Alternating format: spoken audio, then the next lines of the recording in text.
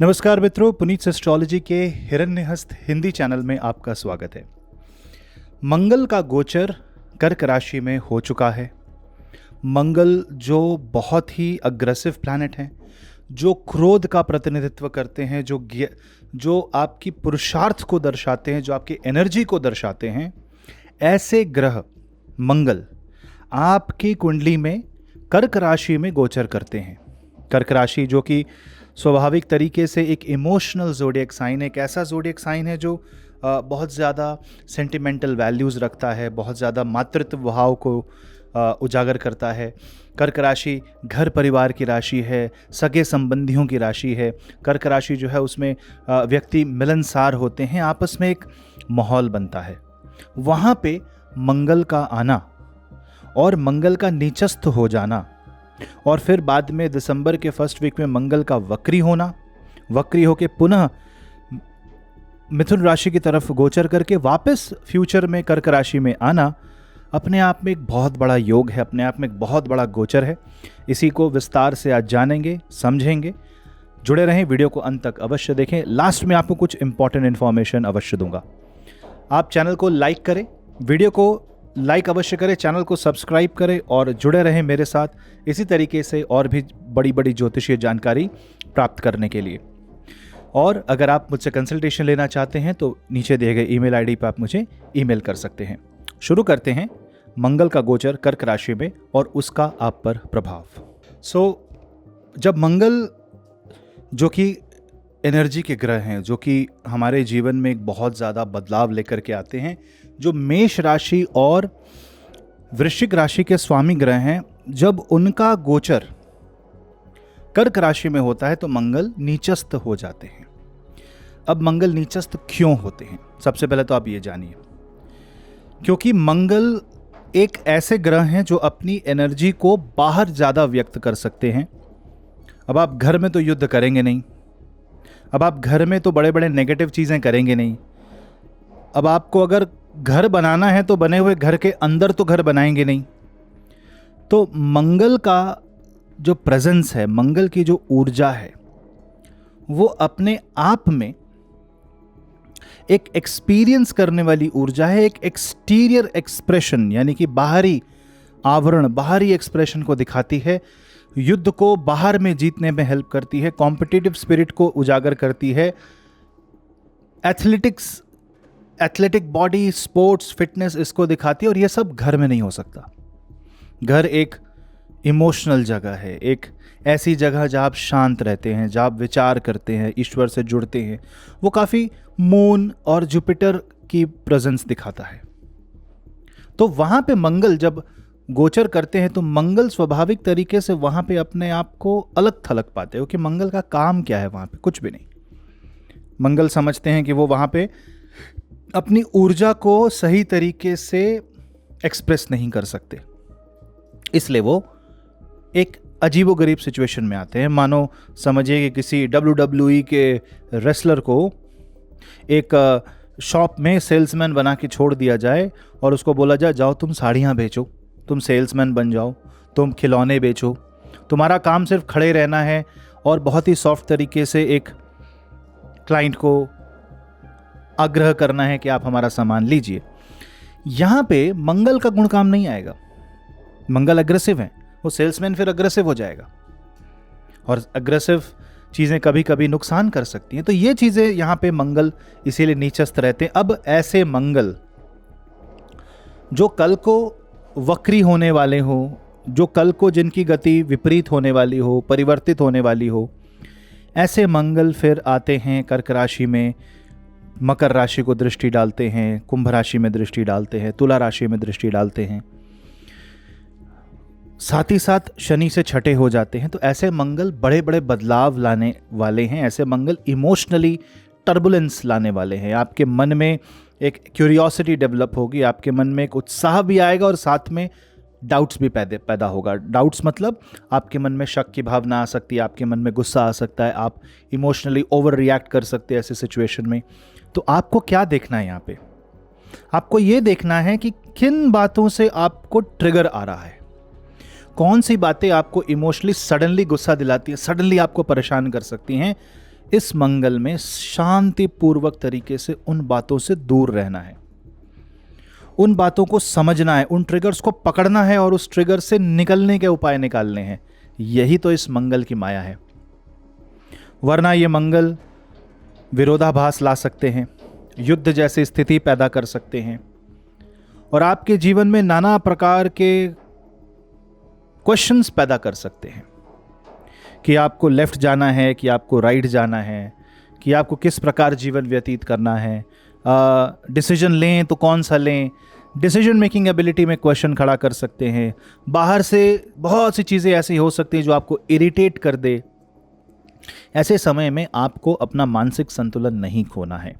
ऐसे में आपको बहुत ज़्यादा पेशेंस के साथ चीज़ों को डील करना है। ऐसे में आपको समझ लीजिए मानो कि आपके लिए एक परिश्रम, एक परीक्षा का समय है जिसमें परिश्रम भी करना है और परीक्षा भी देनी है।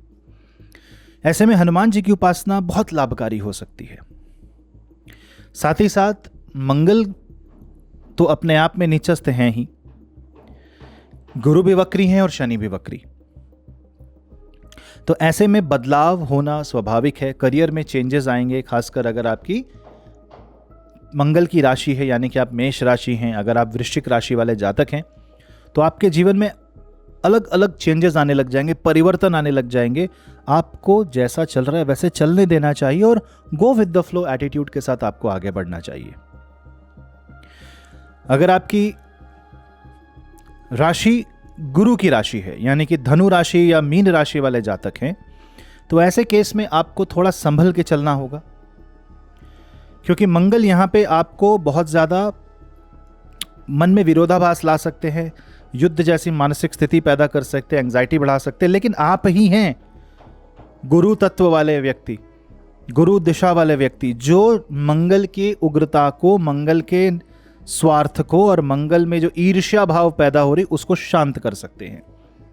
तो आपको एक सजग प्रयास करना होगा समाज के प्रति, अपने परिवार के प्रति, और अपने अंदर आध्यात्मिक बल को बढ़ाना होगा। करियर चेंजेस और बाकी सब पॉजिटिव चेंजेस तो होंगे, लेकिन मन को शांत रख करके आगे बढ़ना होगा। साथ ही साथ अगर आपकी सिंह राशि है तो खर्चे न होंगे, विदेश यात्रा के योग बनेंगे। आपको अगर एक्सपोर्ट इंपोर्ट का काम करना है तो अच्छा रहेगा, लेकिन अगर कोई कोर्ट केस संबंधी प्रॉब्लम है तो दिक्कत आ सकती है, थोड़ा संभल के चलें। कर्क राशि वाले जातकों के तो आपके चंद्रमा के ऊपर मंगल आ जाएगा, तो गुस्सा, कंफ्यूजन, बार बार कुछ काम करने का मन करे लेकिन साधन न मिलना, उससे चिढ़ मचना, या अचानक से कोई इंपॉर्टेंट कार्य करने की बात है और आप आराम कर रहे हैं, आप रिलैक्स कर रहे हैं, आप पीछे हट गए, डर, ये भावनाएं आपको परेशान करेंगी। ऐसे में बड़े लोगों की, गुरुजनों की सलाह अवश्य लें, उनके सुझाव से आगे बढ़े। अगर आपकी शुक्र की राशि है यानी वृषभ राशि है तो पड़ोसियों के साथ संबंध में बदलाव आएंगे, भाइयों बहनों के साथ संबंधों में बदलाव आएंगे, छोटी छोटी यात्राएं होंगी। और तुला राशि वाले जातक हैं तो अवश्य ही आपके जीवन में करियर संबंधी चेंजेस आएंगे, प्रमोशन के चांसेस बढ़ते हैं, परंतु लोग आपसे जलन करेंगे। काम के कार्य क्षेत्र में थोड़ा सा आपके मन में यह हो सकता है कि अननेसेसरी कंपटीशन, अनहेल्दी कंपटीशन का सामना करना पड़ सकता है। बुध की राशि अगर है, मिथुन राशि है, तो धन संबंधी चीज़ों में आपको बहुत सोच समझ के डिसीजंस लेने हैं। परिवार में कोई भी कलह हो जाए, साथ चलना है, झगड़े नहीं करने, और छोटी छोटी बात को इग्नोर करें। और अगर कोई बात ऐसी है जो करने वाली है तो संबंधों को ना बिगाड़ते हुए वो बात को करें। इतनी मैच्योरिटी ज़रूर लाएं। इमेच्योर डिसीजन, इमेच्योरली कही गई या लिखी गई बातें बैकफायर कर सकती हैं। कन्या राशि वाले जातकों के लिए अच्छा समय है, क्योंकि आपके लिए मंगल एकादश भाव में रहेंगे। आपके लिए मंगल नए संबंध पैदा करेंगे, नए कनेक्शंस बनेंगे, लेकिन साथ ही साथ कुछ पुराने मित्र भी दूर हो जाएंगे। तो ये आना जाना लगा रहेगा। ऐसे केस में आपको बस संयम बरतना है और अपनी इनकम के बारे में सोचना है, धन को संचित करके आगे बढ़ना है। उसके साथ साथ शनि राशि वाले जातक जिनके ऊपर मंगल का सीधा सीधा प्रभाव पड़ता है, यानी कि मकर और कुंभ राशि, आपको यहाँ पे अग्रेसिवनेस त्यागनी है, हेल्थ के ऊपर ज़्यादा ध्यान देना है। विवाह और ससुराल पक्ष से अगर कोई दिक्कत आ रही है तो उसे पोलाइटली हैंडल करना है, उसे बहुत जल्दी किसी डिसीजन पे ना पहुँचें। इन्वेस्टमेंट सोच समझ के करें, पेपर वर्क सही रखें और उतार चढ़ाव जो भी आए उसे बड़े शांति से हैंडल करें, वरना हड़बड़ाएंगे तो गलती हो जाएगी। तो इस तरीके से अगर आप देखें तो चाहे आपके मंगल की राशि हो, सूर्य की, चंद्र की, गुरु, शनि, बुध की राशि या शुक्र की राशि, अवश्य ही आपके जीवन में बदलाव तो आएंगे। मंगल का प्रभाव शनि पे 8वीं दृष्टि से भी पड़ रहा है, जिसकी वजह से एक युद्ध जैसी स्थिति भी पैदा हो सकती है।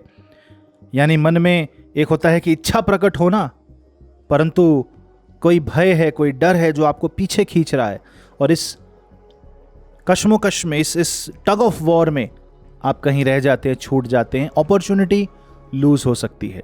तो इन सब का ध्यान रखते हुए प्रैक्टिकली चलने में भलाई है। और अंततः उपायों में सबसे अच्छा उपाय है कि मंगलवार का व्रत रखें, एक्सरसाइज करें, हठ योग, क्रिया योग, किसी भी प्रकार के योगाभ्यास को अवश्य करें। हनुमान जी को आप प्रसाद चढ़ाएं, धूप दिया दिखाएं और हनुमान चालीसा का पाठ अवश्य करें। नाम जप सर्वोपरि रहेगा। ईर्ष्या ना करें, द्वेष ना करें और किसी तरीके से अपने आप को दूसरों से कंपेयर तो बिल्कुल भी ना करें। आप याद रखें, आप यूनिक हैं और यूनिक होने का मतलब यह है कि ईश्वर ने हम सबको अलग बनाया है, लेकिन हम सब के अंदर एक ही ऊर्जा प्रदान की है। तो वसुधैव कुटुंबकम की भावना लेके आगे बढ़े। देश, समाज और अपने परिवार के बारे में सोच करके डिसीजंस लेंगे तो कोई भी आपको कष्ट नहीं होगा। और हेल्थ का ध्यान रखने के लिए खाने पीने का, खान पान का, भोजन का, तेल मसालों से बचे। जो जनरल बातें हैं वो सब यहाँ वैलिड हैं। आशा करता हूँ इससे आपको लाभ होगा। मिलता हूँ मैं आपसे अगले वीडियो में, तब तक के लिए नमस्ते।